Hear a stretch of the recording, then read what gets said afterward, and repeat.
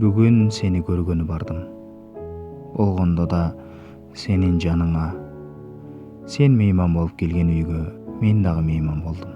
Сенин ал жерде бар экениңди мурдатан эле билчүмүн.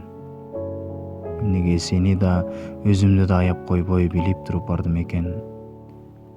Өзүмдүн мирездигимди өзүм түшүнө албай таң калам. Бирок сен мени аядың окшойсуң. Себеби көрүнгөн жоксуң. Бир саамда сен жөнүндө кеп болуп калганда ашканада жардам берип жатат деген кызга жоопталдык.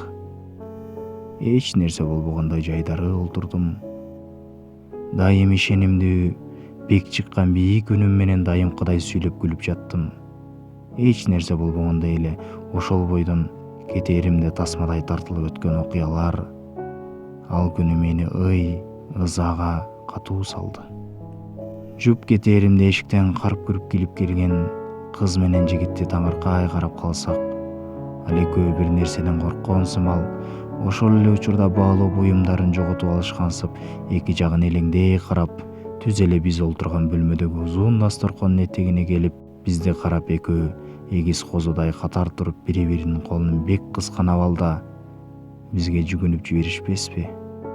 Таңыркай карап, ак тилек айтмак түгүл үндөй албай, ошондой ыңгайсыз учурда же бирөө тамаша деп күлүп жибербей, же жөтөлүп жибербей, кулак мурун кескен жымжырттык каптап калды.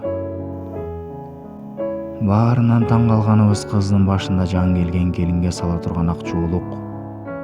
Үй ээси дасторкондун этегинде кыздын колун үндөбөй бек кармап турган инисинин бул кылыгына ачуулана чакырая карап турду. Эстүү жаныбызда эмне болгонун дароо түшүндүк. Демек кызды ала качып келишкен.